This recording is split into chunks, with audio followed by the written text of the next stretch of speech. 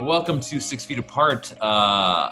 This is the Close But Not Too Close online talk show with some of the most interesting people in the world. And our guest today is Vince Brackett. Vince, what's your favorite color? My favorite color, I'm going to go with green. Why? I was not prepared to answer why questions. I thought this was all one-word responses. Let's see. I like green because it is a color that my wife likes to wear, and it makes me think of her. Oh, that's sweet. Yeah, That's such a thoughtful answer, but isn't actually that from nice? you, I do expect such a thoughtful answer. You stop.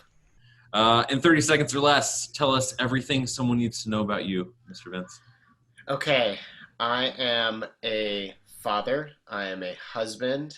I pastor a church. I didn't grow up spiritual, but I now am spiritual. Um, I enjoy productivity apps. I like to play basketball. I like coffee. And um, I have experienced much grief in my life, but that grief has shaped me for the better.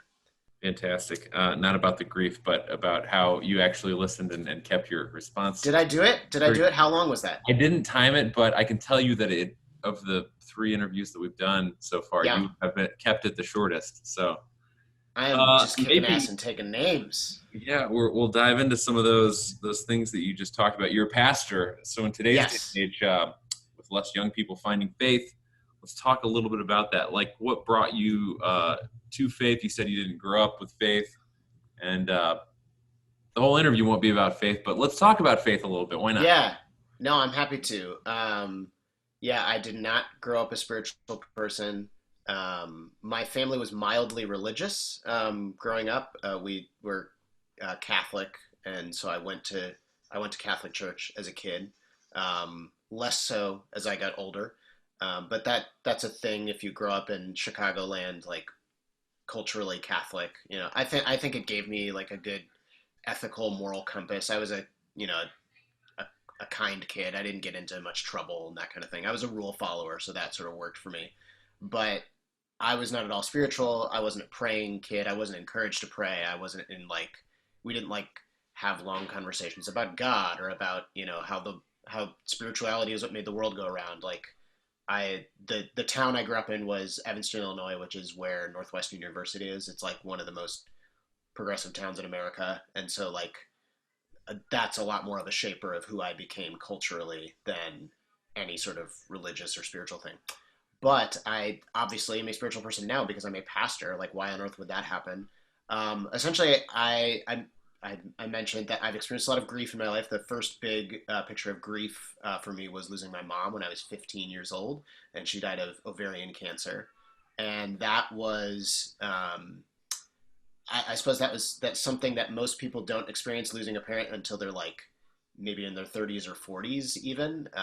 And so I kind of got thrust into um, like what even matters, like what Sure. like bigger questions of life, and bigger like cynicisms and it wasn't just like questioning. It wasn't like removed. It was like fuck this, like kind of experience of life. I think I got thrust into those things sooner than most people do, um, and and so that was my first into spirituality. Is like the people that so like no high schoolers are emotionally intelligent. You're aware of this, right? It's like part of being a high school age person is like everything revolves around you. Like that's just like part of it. I like to Um, think I had emotional intelligence as a high schooler, but I definitely did yeah, not. So, you did. Okay, good. Yeah. So you're like everybody. None of us are emotionally intelligent. But when I was a high schooler, there were like a few kids that I got to know who were less not emotionally intelligent than the rest of the okay. high schoolers. Sounds And like these some good kids, people to know. yeah. What's that? Sounds like some good people to know. The less Yeah. No, it was unemotionally great. intelligent. And no, it was a godsend, honestly. Like, kind of, I mean that in the literal sense. I like so these kids went to a church, and they seemed to have some sense of like, wow, something pretty intense has gone on with Vince. And they just happened to be kids who were in my life, and so that I think that I just like gravitated toward that because something had gone on and I did not know what was going on with me. And so through them, I interacted, like they were all a part of a youth group at a church. And that was a new thing that I'd never like had been involved with before. Sure. And they had like youth group leaders, and those were people who did have emotional intelligence because they were like slightly older and they could definitely tell, oh, this kid just lost his mom to cancer. Like, wow, we should, just check in on him, see how he's doing. And so I started to build some relationships, and that is what kept me coming back to, for the first time, a setting where this was a church that was very spiritual, and so they like very much believed that God was alive and God could speak to you, and if you prayed, that could be a powerful thing and something that you should lean into, and you'll love it and it'll be great. Um, and so I just kind of hung around those people, and then because I think I was following my nose to like people who were kind to me when I knew that I was like you know kind of lost. Yeah. Um, and then being around them, I was in settings where there was prayer, and so I was with them in a weekend setting where there was prayer going on, and I had an experience that I couldn't explain that was spiritual. It was like, and it was all around grief. It was all around like Can feeling you like, can you tell us about that or? yeah. It was like I felt like that I had an interaction set up between my late mother and me, where it was like, hey, I'm okay, and you're going to be okay. Um, and I felt like there was this, this just sort of, it was almost business like more than anything else. I mean, it was deeply emotional for me. Like I was crying while it happened, but the like the content of what it was about was like, you're going to be okay. I'm okay. You can move forward. You're not crushed by this. And that was kind of the line that stands out to me in the spiritual experience. You're not crushed. Um, and um, I'm in the setting where prayer is sort of what brought this on, and the way that was interpreted for me is like, yeah, this is like people had seen these sort of things happen before. Like, yeah, this is God's Holy Spirit. Like, this is what happens. This is something that many people have experienced before you. And so I just kind of like followed that. I was like, all right, cool. Like, how can I experience more of this? Like, this is what I needed. I felt like I was able to take steps toward like a sort of like resilient ground to stand on, where I didn't feel like everything just was meaningless, or I didn't feel like everything was just shitty, in a way that, again, most people don't actually have to face those things until they're much older in life. And so it was like, this had nothing to do with me being, I don't know, particularly healthy or particularly smart or particularly mature or wise or anything like that. It felt like there was this thing that was handed to me, and I was like, all right, I'm going to follow where, like, So whatever got me that, I want more of you weren't necessarily like looking for it, but you kind of found it even though you weren't looking for it. Is that it. kind of like? Definitely, absolutely. I mean, like for sure. And um, yeah, I mean, and I wasn't necessarily not looking for it. Like, I was not closed off to spirituality by any means. I know a lot. I now, being a pastor, I've interacted with so many people who have really negative experiences of religion, and I have a ton of sympathy for that. And I won't, defend, like, there's been plenty of horrible things done in the name of God, done in the name of Jesus, and that is terrible. I was not a kid who had particularly bad experiences, so I wasn't like I wasn't like closed off to it, Sure. but it was not something that I was. Yeah, again, like, I didn't grow up praying, I didn't grow up reading the Bible, I didn't grow up talking about God all the time. It was just that ended up being where I ended up, and that was what helped me. So yeah, I had that first spiritual experience, and then I wanted to have more. I was like, this is what's giving me life. I started to learn about Jesus and really like became captivated by his model, the way he talked about God, the uniqueness of his character, and just like the all of that. And so one thing led to another, and now I'm a pastor.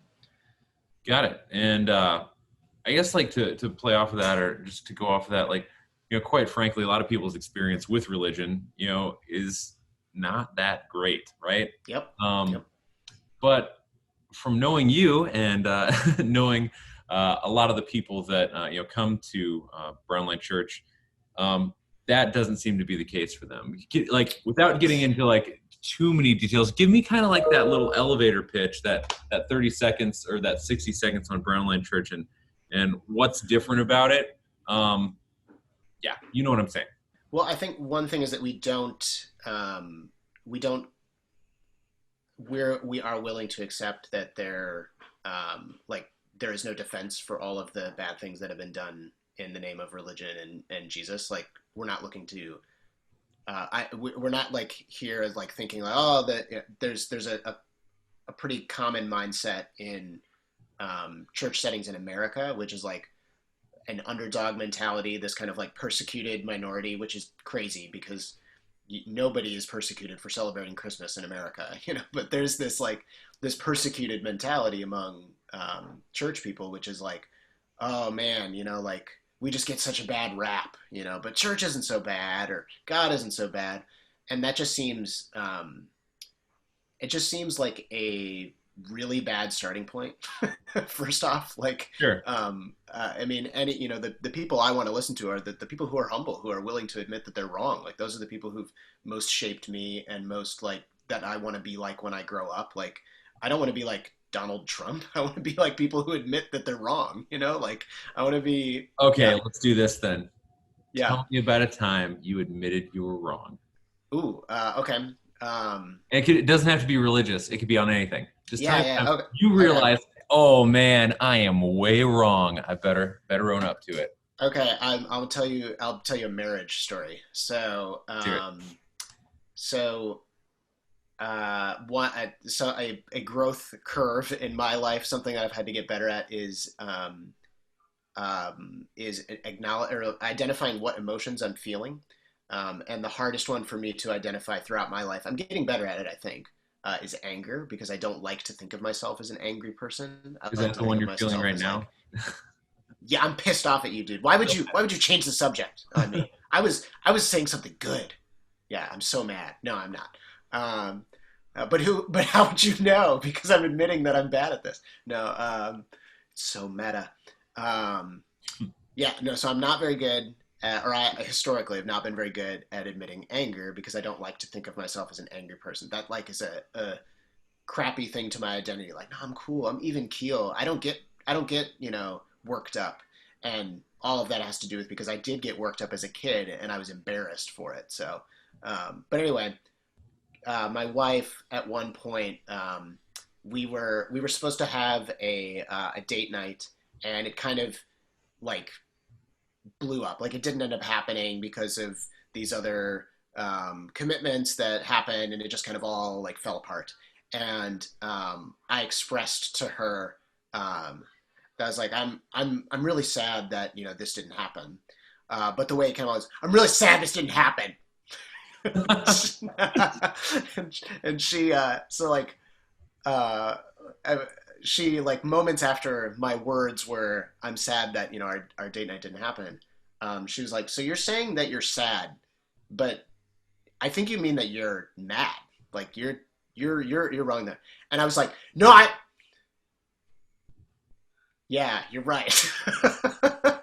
And and so it was clear like I really I was upset, I was mad, and I Mhm. wanted to punish her for that because I was mad.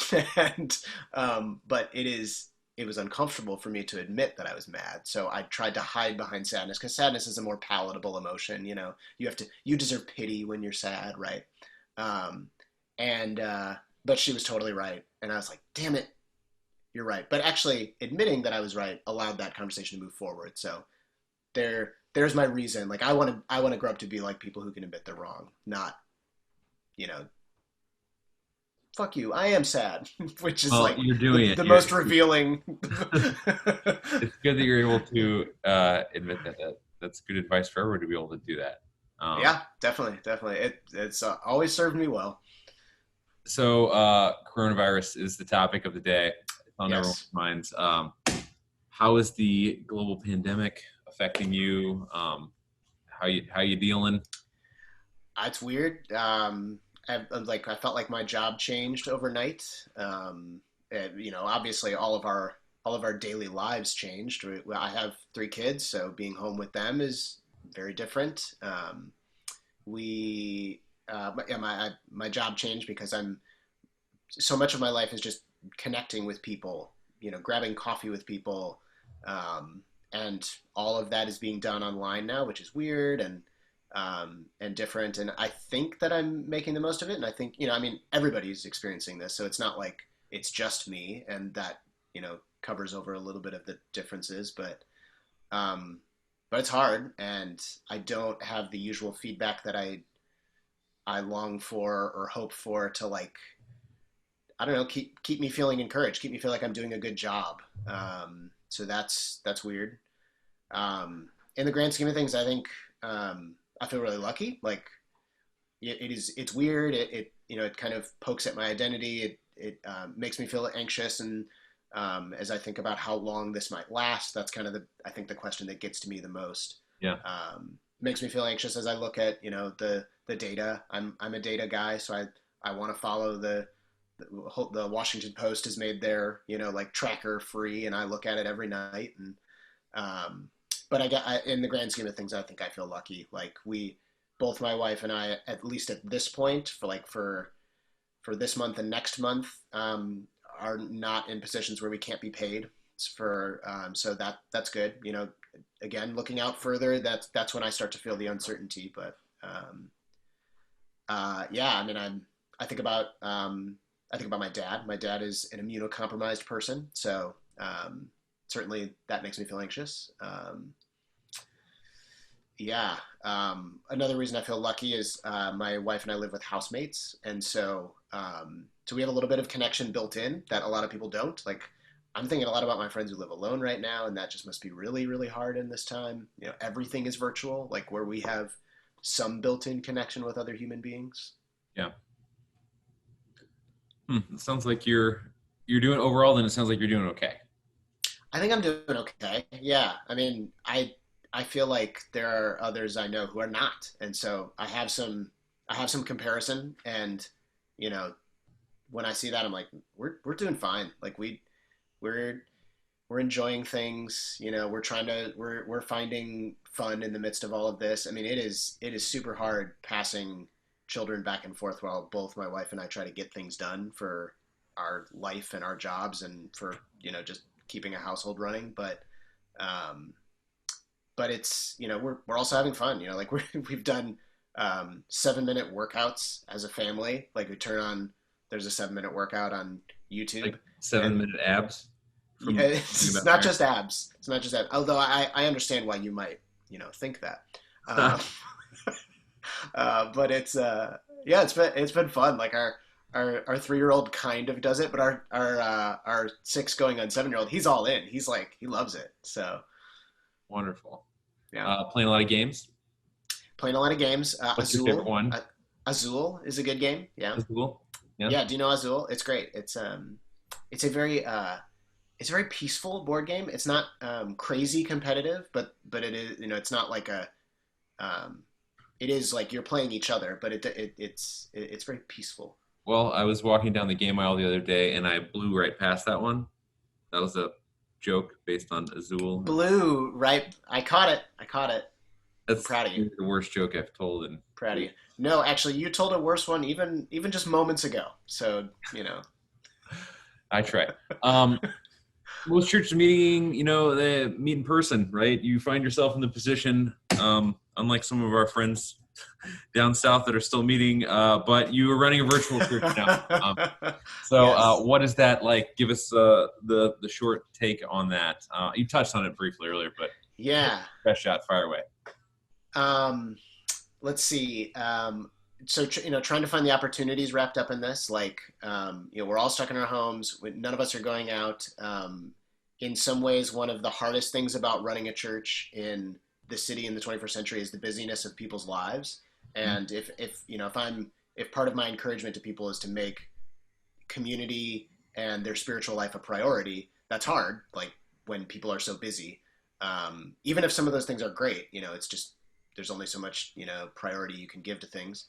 So in that sense, the opportunity is like when everything is online, or when everybody is all of the responsibilities are kind of stripped away, and it's only what we can get online. It's like, well, some people I feel like might have an opportunity to engage more right now, or like come to something because everything else is canceled. Maybe they'll be able to like connect with an online group that we're doing.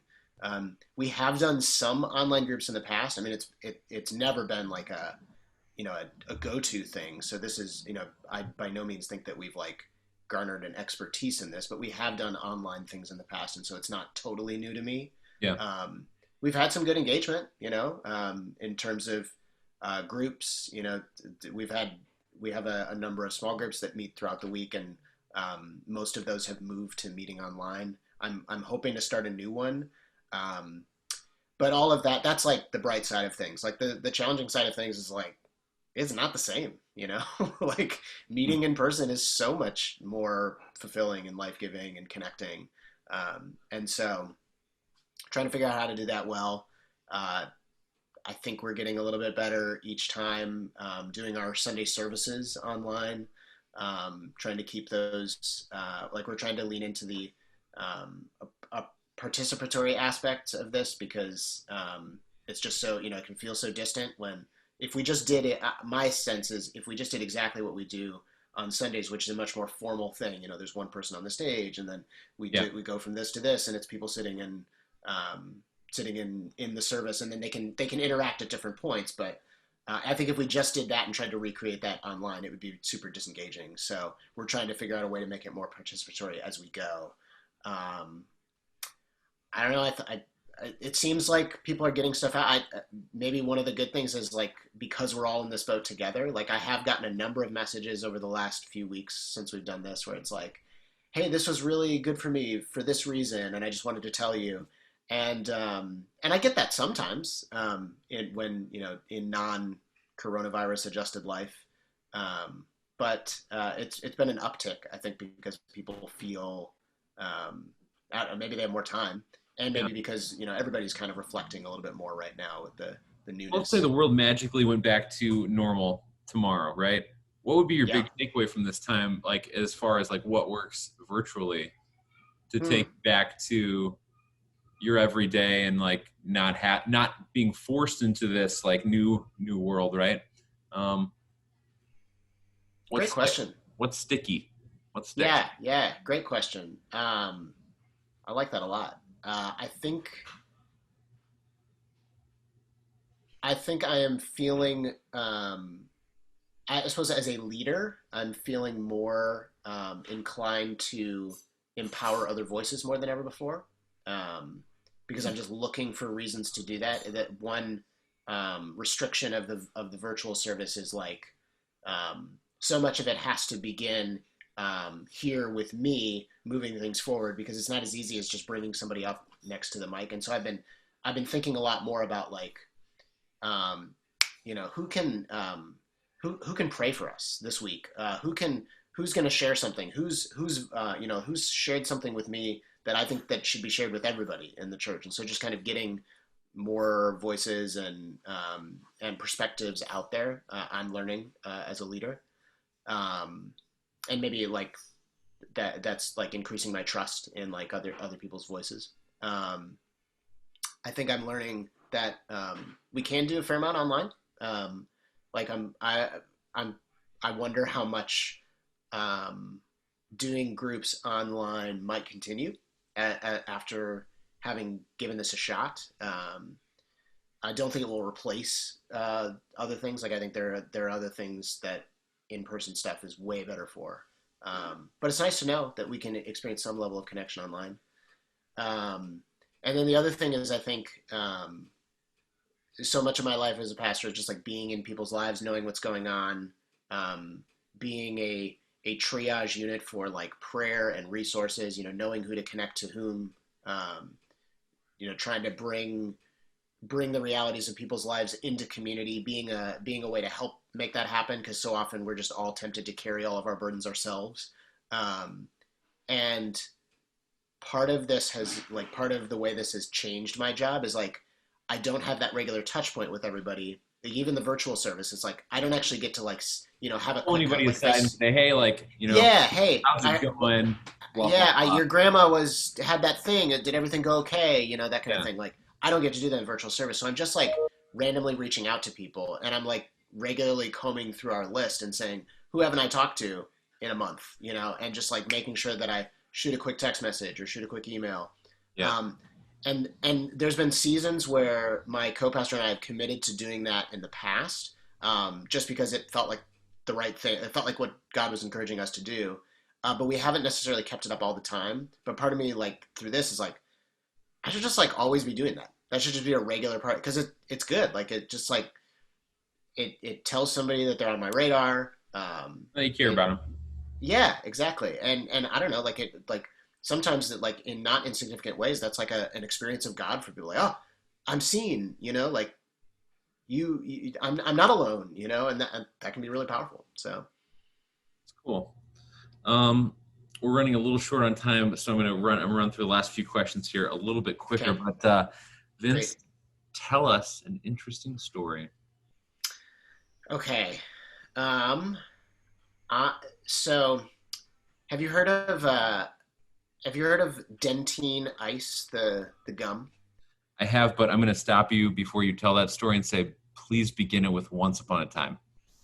Once upon a time, there was an ancestor in my family, and um, some legend has it as a great grandparent or great uncle to me. Others has it as a great great grandparent or great great uncle. Unclear whether this legend is true or not.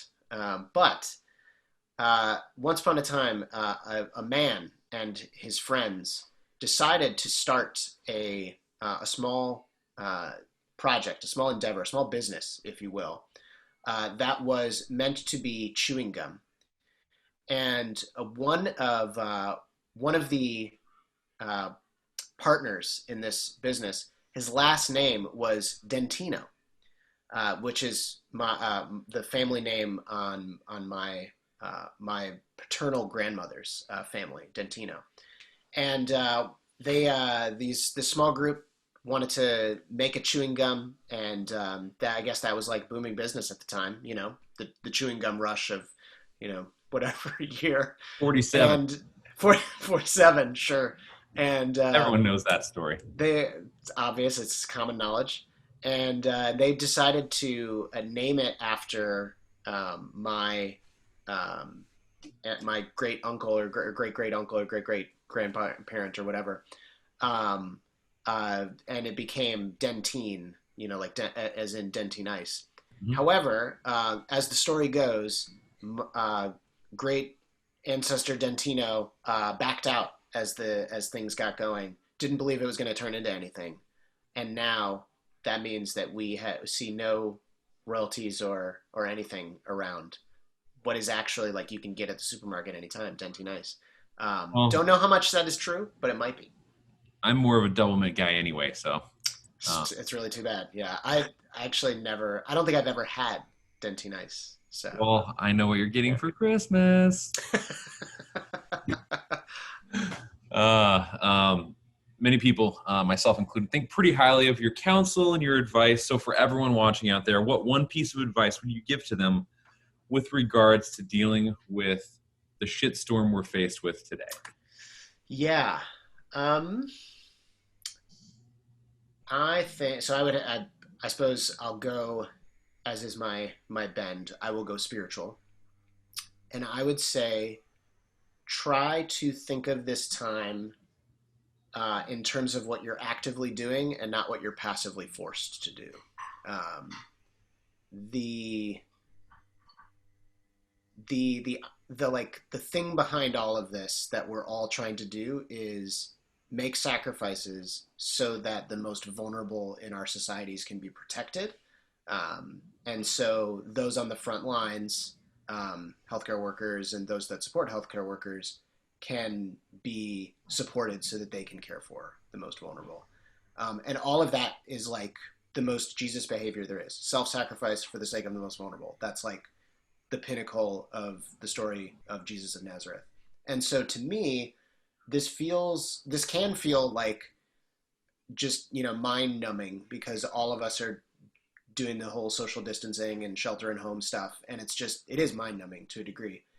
Um, and so the great challenge I think is to my advice would be to try and attach yourself to as much as possible to the bigger picture thing which is going on here. For me, that is like I am engaging in the most Jesus-like behavior there is, self-sacrifice for the sake of the most vulnerable. And so if that helps, awesome. But whatever the big picture is that you can attach yourself, we are actively doing something. We are not just staying in our homes because we have to. Yeah. It is an active choice to stay in our homes on behalf of, a good mission. Well, for people that, found faith, and for even people that haven't, I think that's good advice to, focus on, the active component rather than just the passive component. Yeah. And also recognize that, by staying home and, adhering to this advice, that we all are making a sacrifice for the betterment of others, regardless of faith or not. So last question, tell us the secret. I am very judgmental of other people's email habits. I am. Explain. We need more of here. So yeah, like if I over somebody's shoulder and you see a very large red number on their phone by whatever their email app is, I'm ashamed to say I am judging that person silently. So the red number. Are you about to show me something? No, I'm not going to share it, but I can tell you what the number is. Okay. 19,541. Yeah. So am I part of the problem here? You are. I have feelings right now about you, and you've called them out, and so this is important for me. I'm admitting that this is about me and not about you. But yes, that is. I keep that inside. Mostly, which is a good thing. I suppose that's a good secret. Actually, maybe I can show it here. Hold on. Okay. Here.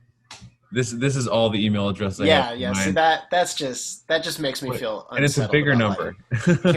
Can I show you mine? Yeah. So it's the blue one. It's Spark. Do you notice any? So I use badges. Do you see any badges? There's no badges. You have to pull it back just a little bit. Okay. Yeah, I think I see it. Yeah, I see it. The little, yeah. It's that one. Yeah. Yeah. I gotta keep it 0. Gotta get rid of them. So it's about me. It's not about you. This is. Got it. Yeah. Well, this is literally all the time we have because I don't have the paid for upgrade package. It's gonna cut us off. This is literally all the time we have. So. Thank you for joining us today, Vince. This has been fun. It's been a pleasure. Thanks, Rob. Cool, dude. I'll talk to you later. Thanks. See you, man.